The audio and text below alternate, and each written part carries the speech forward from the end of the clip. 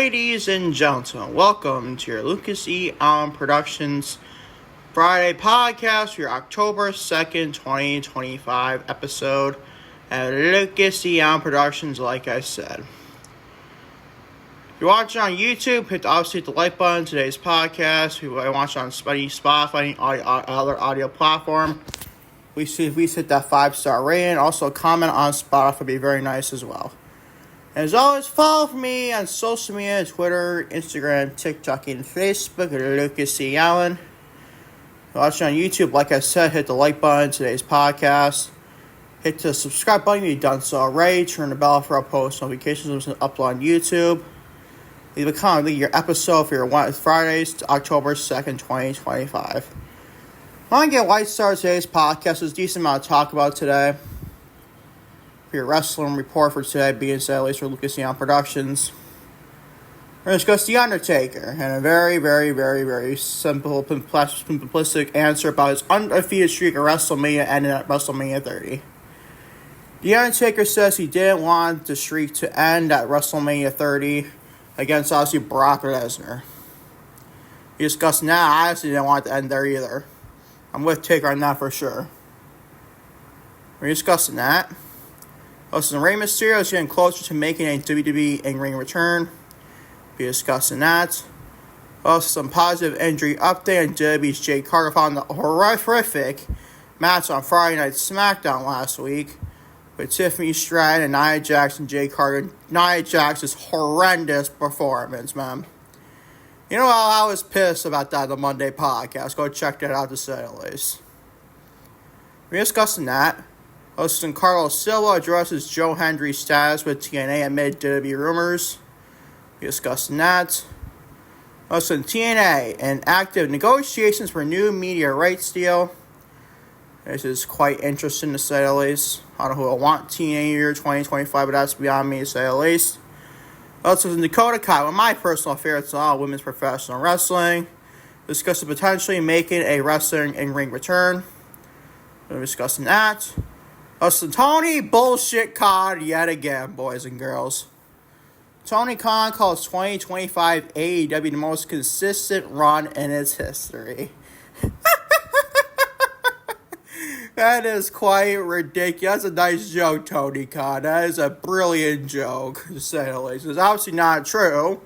It really isn't. If you look at the television product and the ratings of the show for you, why it's not the most consistent year for Tony Khan in AEW, but whatever, man. Also, Andrade El Idolo made his AEW Dynamite return this past Wednesday night on Dynamite, which, by the way, I'm not going to be covering Dynamite or SmackDown this week. I'm going to save some more stuff now, but it basically makes these types of daily podcasts more wrestling reports to say, like best wrestling news to say to the least. We're discussing Andrade El Idolo had numerous wellness policy violations over the last year in WWE. Discuss that. As always, this day in wrestling history as well. As always, thank you for watching Lucas E. Allen Productions. Maybe as always, going to say it's your Friday episode of your podcast, your October 2nd, 2025 podcast. Going to say it's podcast to say always. Starting with, you guessed it, The Undertaker, Mark Calloway himself. The Undertaker says he didn't want the streak to end at WrestleMania 30, his undefeated streak at WrestleMania to say the least. On his latest episode of his 6 Feet Under podcast, The Undertaker addressed the controversial end to his legendary undefeated streak at WrestleMania, saying that the decision to lose to Brock Lesnar at WrestleMania 30 was not his choice to make.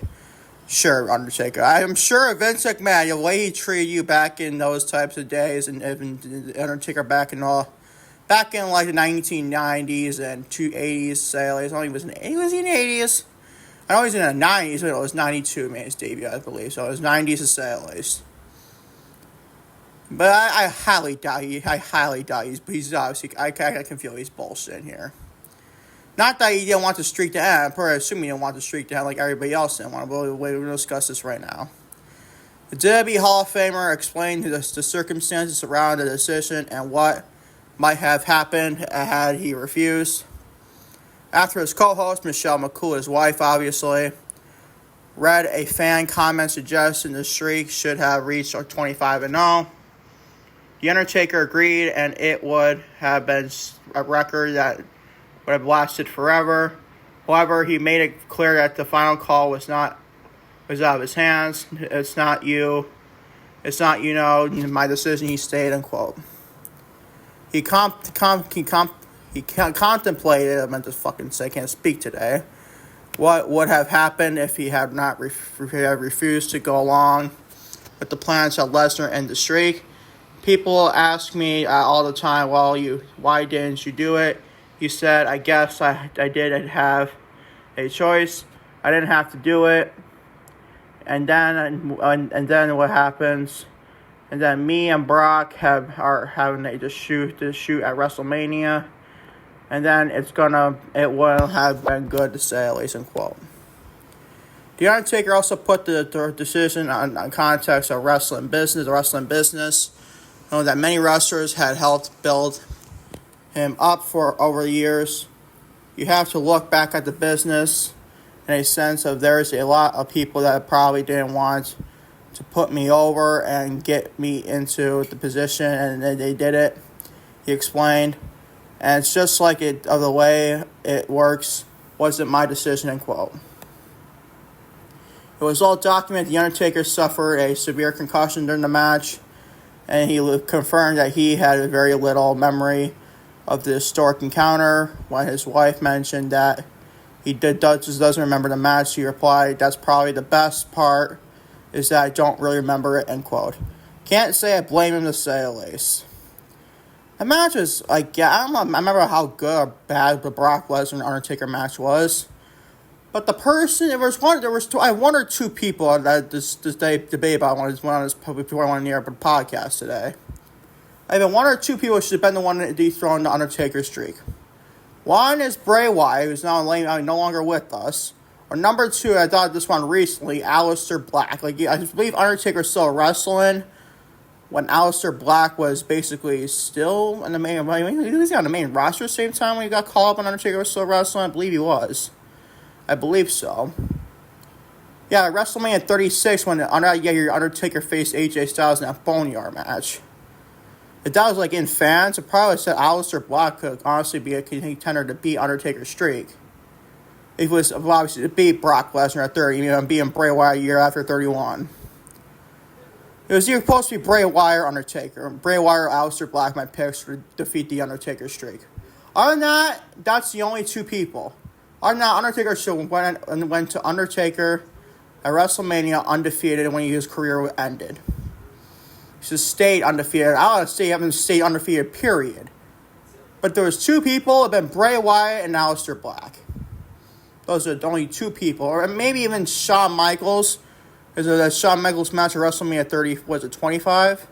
The greatest wrestling match of all time, that is. Undertaker and Shawn Michaels from WrestleMania 25. The greatest match, in my opinion, of all time. Just an incredible atmosphere and an incredible match. An old school wrestling match you don't see much of these days and ages in wrestling, to say the least. But yeah, that's my thoughts on my opinions on this. Undertaker saying this. I want to say this. What do y'all think? What do we think should have been defeated Undertaker's streak and gave him his first loss from WrestleMania history? Let me know. Sound off in the comment section below with that, to say the least. Moving on. So Rey Mysterio is getting closer to making a WWE in-ring return. WWE Hall of Famer Rey Mysterio is expected to be at the WWE Performance Center this week as he continues to work towards being medically cleared for an in-ring return. According to a new report from Mike Johnson, PW Insider Elite, the wrestler will be at the company's training facility in Orlando, Florida, a significant step in his recovery process, end quote. There you go, my update on Rey Mysterio. He should be back, maybe by the time, maybe Survivor Series weekend. I believe a AAA event is supposed to take place Survivor Series weekend. And obviously, he has connections to AAA. He was there for all the time post his WWE run, I believe. And also, his son, Dominic Mysterio, is a AAA Mega Champion, I believe. Yeah, he definitely is one of the world's collide against El Hijo del Vikingo. So there you go. Maybe Rey Mysterio challenges Dominic Mysterio for being another. I think it's a Worlds Collide, another event for Worlds Collide against Dominic Mysterio in his first match back. Should be interesting. I'm going to keep you updated on that, to say at least going forward, in all honesty. Moving on to positive injury update on WWE's Jade Cargill found horrendous botch fest last week on Friday Night SmackDown between her, Tiffany Stratton, and Nia Jax for the WWE Women's Championship. A positive update has emerged regarding the status of Jade Cargill, who suffered a gruesome cut to her forehead during the main event of last week's episode of Friday Night SmackDown. According to a new report from Mike Johnson, PW Insider Elite, the word making the rounds at this week's past Monday Night Raw taping was Cargill only required stitches to close the wound and did not need plastic surgery, which is good news given the severity of the gash. Obviously, phenomenal news if you ask me. It's quite lucky for Jade, man. It's not her fault at all. It's mainly Nia Jax's fault, obviously. Because Nia Jax is a horrendous pro wrestler. I want to call her one. I don't even know if I should call her one. Whatever, bro. The report also notes that the hope internally is that Cargill could be medically cleared to return to in-ring action within a few weeks, and there is currently no sign that she has been pulled from the road. Nor I think she should be wrestling within the next couple of weeks or so. What is she gonna do? Tiffany Stratton and Stephanie Vaqueros a match at Crown Jewel for the Crown Jewel Women's Championship. Now obviously happens on October 11th. So let's see why Jade Cargill will need a wrestle in between then the Saturdays. Probably the rest of the week off following Crown Jewel Saturdays and probably see her back.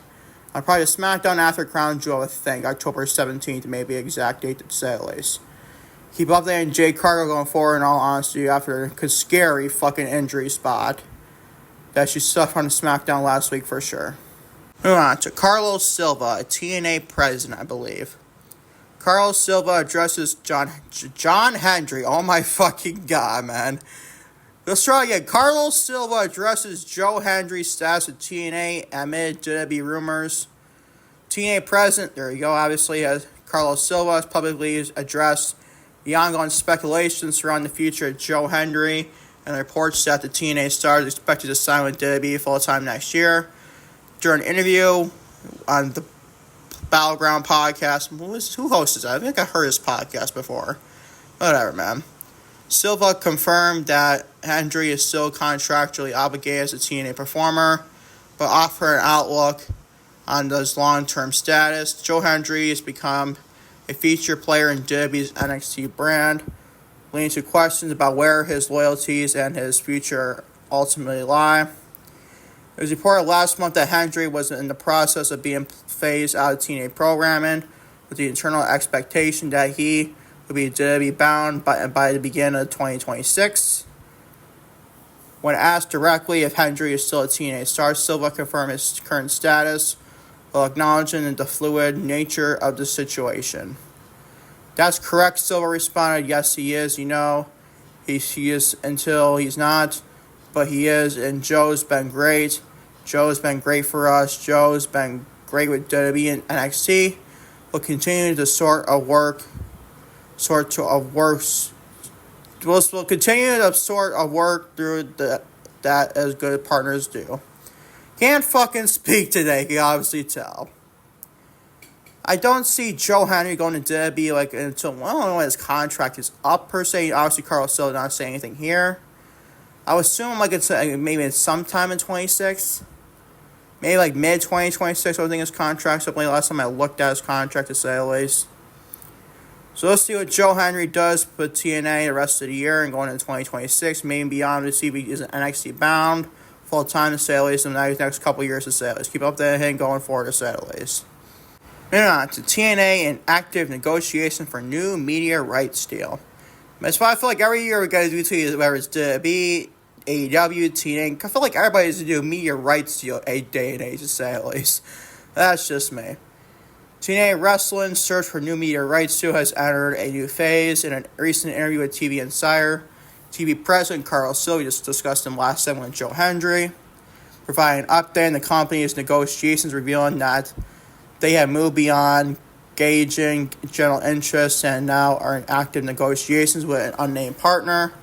Silva indicated that although there is no firm timeline for completion, the goal is for new deals to commence at the start of 2026. We're now in active negotiation with a partner, and we're going to work through that. I can't really put a timeline on how long that will take, Silva said. The good news is the process has now started. We're no longer just talking to a bunch of people of sort of gauge interest. TNA's wrestling search for new. I just read that all the sales. I don't know why. For some fucking reason, I put my notes basically twice into one. Fucking me, the sales.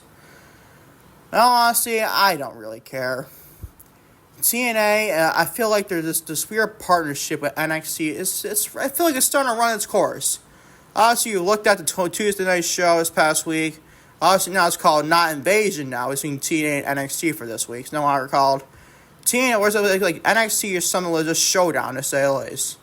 How fucking boring, bro, is that name? I'm just not interested anymore in this TNA and NXT working relationship. Is it good for TNA? I don't even know if it's even good for TNA anymore. I know they're getting that WWE exposure, but still. It's not even like Raw or SmackDown. I know Joe Hendry performed on WrestleMania, but still. That is just, this partnership is just like a one-side affair between NXT and WWE. Or NXT and TNA, you get the point. Like Trick Williams and Kalani Jordan is the women's and men's champions, world champions, for TNA. Do I need to explain anymore? Those two people are NXT exclusive talent. And it's funny, I watched an NXT show this week. They're having Trick Williams and Kalani Jordan, two NXT level wrestlers, are on the TNA side for basically like the Survivor Series challengers doing there. How fucking ridiculous. It's ridiculous, man. Like, why is Kalani Jordan, I know she's a TNA knockout champion, it doesn't mean anything. She's signed to WWE and she's competing for a TNA brand against the company she's technically signed for. How ridiculous does that sound, to say the least, man? But honestly, it's like, I just don't care to see this anymore. It's just bullshit. I don't know if it's even helping TNA at all. I don't care if it's helping getting media rights to you. I don't fucking care. It is what it is, though, to say the least. Now, it's Dakota Kai, one of my personal favorites in women's wrestling. I'd like to see her back sooner rather than later. We got news on her as it says report. Dakota Kai discusses potentially making a wrestling in-ring return. Former WWE Women's Tag Team Champion Dakota Kai has been fueling speculation about her in-ring return. And a new report suggests that she is actively preparing for it. According to a Q&A session from Fightful Select, Kai has recently had new ring gear made. Love to hear it, honestly. This news, combined with her most recent comments on her Twitch stream, indicates that the former NXT star and main roster star for WWE is getting ready to step back into the squared circle. The report from Sean Ross Sapp also noted that he wouldn't be surprised if Kai had a stint in Japan, a country where she was previously competed. I believe she was competed before WWE, I believe, honestly. That is a personal opinion and should not be taken for a factual report. This is a factual report, to say the least. I can see that, honestly. I don't see her making a return to Japan like right away. I can see, because I saw this backstage segment on Dynamite this week with Mercedes Moné, TBS champion for AEW. Obviously, my favorites, obviously. How I praise Mercedes, you know that, obviously. Mercedes in the backstage segment with Harley Cameron, Mini Moné, the puppet Moné, man, is freaking hilarious every time I see it. Mercedes doesn't like it, I know, but still. I seen this like backstage from Mercedes when I was saying that he has an open challenge for TBS Championship next week on Dynamite. I believe it's called Title Tuesday. It's taking place, obviously, preempted in MLB playoffs, I believe. I believe it's taking place on Tuesday this week. I think it's next week. Yeah, it's the same date as Showdown, I believe, for NXT and TNA. So there you go. And Mercedes Moné basically said she's competing for someone that's from Orlando, not Orlando, it was just Florida State, honestly. That lives in the state of Florida. I don't know if Dakota Kai lives in Florida off the top of my head. I know she's not from Florida. I think she's from, like, outside the United States, I believe. I think I'm right.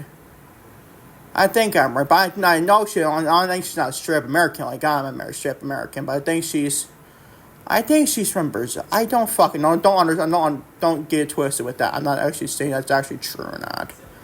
I'm just trying to make it out to be, maybe. It could be that for be the case. But it could be, imagine Dakota Kai, Mercedes Moné match at AEW. I feel like that'd be freaking great. Should be a great match, obviously. It's Dakota Kai and Mercedes Monday. I always tell you people, when Dakota Kai is healthy and obviously ready to go at in-ring ability, I feel she's one of the best in the world and on paper, as a wrestler standpoint. Honestly, I said when she's healthy. When she's not healthy, she's not there a lot. But when she's healthy, I feel that her in-ring ability, she's one of the best in the whole fucking world when it comes to in-ring wrestling ability for the females. I fucking said it, people. I'm a big fan of Dakota, a big fan of Mercedes, obviously. I don't know if that's the case. Some people are thinking it's me Tessa Blanchard, maybe appearing in AEW, take on Mercedes Monday Night Title Tuesday. But please, no thank you. No thank you, bro. I would not rather have that at all. It should be a fun match. Tessa's a good professional wrestler. I'm just not a fan of her as a human being, obviously, for the stuff she's done in the past, obviously. She's yet to rectify still, I believe, to this day. Those are my thoughts on Dakota Kai potentially making an in-ring return for Title Tuesday for AEW when she potentially goes against Mercedes Moné. You definitely see that for sure to say. Let's keep you updated and not going forward, in all honesty. Moving on to a hilarious fucking report on the AEW site. Tony Khan. Good old delusional, nerd-looking Tony Khan. Tony Khan calls 2025 AEW the most consistent run in the company's history. Oh boy, you are fucking stupid, Tony. AEW President Tony Khan believes that 2025 has been the company's most consistent run of television and pay-per-view events in its history. As AEW celebrates the 6th anniversary of its flagship show, AEW Dynamite, Khan told Forbes that the promotion's continued success is a testament to its loyal fan base and delusional fan base, nonetheless. I meant to say there. Obviously, no, I'm just saying it for my sake. I can't stand the AEW fan base just as much as the WWE fan base. The WWE Freakos and AEW Sickos, as people like to call it. For the AEW side, I like to call them WWE Freakos. For the WWE side, that's just me. And a roster he considers to be the best in the world, which he's right there, but it is the key factor, Tony. Book the said wrestlers like they are one of the best in the world. Like they are, but you're not doing anything, Tony. You're basically doing jack shit, if not nothing at all, your wrestlers you have on the roster. As you head into the 6-year show tonight, I guess report was obviously on Wednesday, obviously. AEW is still making great memories. Sure, Tony. Maybe more than ever, even more laughable. This year, we had our highest U.S. attendance at All in Texas, which I believe was the greatest show we've ever done. Khan said, greatest show you've ever done? What the fuck is wrong with you? Are you that fucking delusional? It's your best show all year? Yes. And it should be. It's All In. But is it the best of all time? Fuck no. How delusional can this man be? Which I believe is the greatest show ever done. Khan said the kind of success is only possible because AEW has the best wrestlers in the world with the best wrestler, brother. An incredible stat to the most loyal fans we could ever hope for. Good old AEW sickos, man. Khan also pointed out the company's television ratings and streaming numbers as a key indicators of its growth. Streaming numbers? Television ratings? Are you fucking stupid? This year, AEW in general has done the worst fucking ratings I have ever seen a television show, whether it's AEW or WWE in general. Are you fucking kidding me, Tony? You're spewing false fucking facts here. He noted that despite the addition of streaming service HBO Max, viewership for Dynamite and TBS and Collision for TNT increased in 2025 compared to the end of 2024. As a result, defied the predictions of some analysts. I don't know what the fuck he's saying whatsoever. He is so delusional. AEW has been delivering great pay-per-views for years, but I think 2025 has been the most consistent run of both TV and pay-per-views. That's my opinion, but it's not really an opinion. You're being you're being laughed at by probably most of the fucking wrestling fans. That's not named the AEW sickos, obviously. But I know a lot of fans share it. He said if you look at the Q4 2024 and then all 2025, first quarter, second quarter. And now as we wrap up the third, we're ahead of where we finished 2024.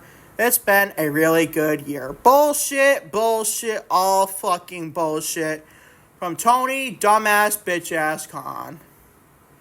How can you look at this man with a straight face and thinking he's speaking the truth here? When time and time again, he has lied, just like Triple H has lied to the wrestling fans, and even to you AEW sickos. How freaking delusional is this man truly is? And it shows to you how fucking ridiculous he sounds when you look at the viewership, I don't know, like a month ago? Sometime a month ago? When he couldn't even hit 500,000 viewers for a viewership on Dynamite, his biggest show throughout the week. Are you fucking really delusional, Tony Khan? Are you fucking delusional, to say at least? Moving on to Andrade El Idolo, who's made his AEW return as this past week on Dynamite, had numerous wellness policy violations over the last year in the WWE. Following Andrade El Idolo's return to All Elite Wrestling, a report from PWInsider.com has provided details on the recent WWE release explaining that he was not subject to a 90-day non-compete clause. According to the report, which cites multiple sources from WWE, Andrade was released with numerous WWE wellness violations over the last year. Sources contracted by WrestleNews, WrestleNews.co, have since confirmed the accuracy of this report, to say the least. Now, I don't know if I should. Let me discuss first of all his return on Dynamite this week. I didn't mind him attacking Kenny Omega. If it plants the seeds for Andrade and Kenny Omega match, that'd be freaking great if you ask me. Maybe for Wrestle Dream. But even then, it makes no sense, though, to say at least. Like, it literally makes no sense. Kenny Omega should be realistically going after Kyle Fletcher in the TNT Championship. Like, why is he flirting around again with the Don Callis family not named Kyle Fletcher? He should be feuding with Kyle Fletcher. But I don't mind Andrade and Kenny Omega program. I don't think they ever met in the first time Andrade was in AEW. I didn't mind a return. I just think that why the fuck is there another Don Callis family member? There's like almost as many Don Callis family members as there are AEW titles in this company. When you combine ROH and also AEW, that's that many fucking titles, like 16 or 17 titles. That's almost how many people are in the Don Callis family. That might be even more, honestly, for the Don Callis family. Just fucking ridiculous, man. You might as well put like 5 different factions along with the Don Callis family. It's that fucking crowd in that fucking faction. It's honestly getting fucking laughable at that rate. But still, man, it is what it is. I mind Andrade appearing on Dynamite this past weekend, attacking Kenny Omega, the main space, seeing what they produce with that. Going forward to AEW and Tony Khan with Andrade El Idolo. Seeing if we can stay in AEW, not be released, and potentially have to go back to WWE for a third time. And then if that happens, we get back to AEW, but vice versa. This is the first man in wrestling history, I believe, went from debuting in WWE, then went to AEW, went back to WWE, and then went back to AEW. Back and forth, this man can't stay in one fucking place. It's kind of bizarre if you ask me. Those are my thoughts on this, to say the least, though. And finally, for your wrestling report for October 2nd, 2025, your Friday, October 2nd, 2025. As always, this day in wrestling history. It started in 1991. WWE presented their first event at the historic Royal Albert Hall in London, England. The event was headlined by a 20-man battle royal, with the winner taking home the Royal Samovar, I think that's how you say it, trophy. The match was won by the British Bulldog, Davey Boy Smith. That is 1991. More in 1999, WWE circulated a press release to announce that the writers Vince Russo, bro. Oh my god, man, Vince Russo, oh my god, and Ed Feria were leaving the company to become the head writers for the rivals WCW. That was 1999. 2004, year I was born. WWE No Mercy took place at the Continental Arena in East Rutherford, New Jersey. The main event saw John Bradshaw Layfield, JBL, successfully defend his WWE Championship against The Undertaker. That's 2004, a year later, 2005. Monday Night Raw returned to its original home, the USA Network, after 5 years of broadcasting on Spike TV. The show was titled Raw Homecoming. It was the first ever 3-hour Raw and had their triple main event. Edge defeated Matt Hardy to retain his Money in the Bank contract in the ladder match. Kurt Angle and Shawn Michaels fought to a 2-2 draw in a 30-minute Iron Man match. And in the night's last match, John Cena defeated Eric Bischoff in a no disqualification WWE Championship match. Eric Bischoff, the good old version of WCW Eric Bischoff, even the Raw general manager for WWE, challenged him for the world title. Classic Vince McMahon 101 for you, man. That's 2005, moving on to 2008. SmackDown aired its first episode on a new U.S. broadcast channel, My Network TV. The main event saw WWE Champion Triple H emerge victorious in a triple threat match with World Heavyweight Champion Chris Jericho and ECW Champion Matt Hardy.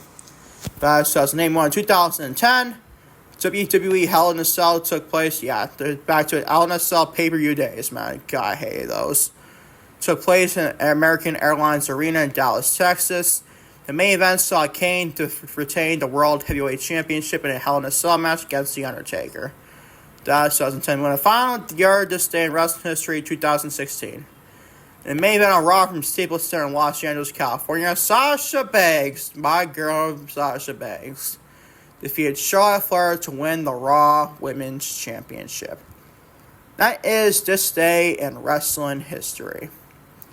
And thank y'all for watching your Lucas Eon Productions Wrestling Report for your Friday, October 2nd, 2025. I'll catch y'all later from maybe hopefully, knock on wood. For more content to the second YouTube channel, Lucas Eon, for more content like basically whatever I want to talk about. It's basically what Cody Rhodes likes to say, whatever you guys want to talk about. Something like that's not actually called that. It's basically like some things they can play on like minor like wrestling content. Debate about releasing to the second channel, Lucas Eon, so stay tuned for that to say at least. Maybe do another report for this weekend for Saturday about how he died, well, honestly. Unless some drastic news piece breaks loose in the wrestling community. But I don't think so. Probably not, knock on wood. Do it again for a second time in 1 minute to say at least. And catch y'all next time for more content like this on Lucas Eon Productions on YouTube and all audio platforms, Lucas Eon Show. And peace, love, I am out. Take care. Love you all big time to say the least.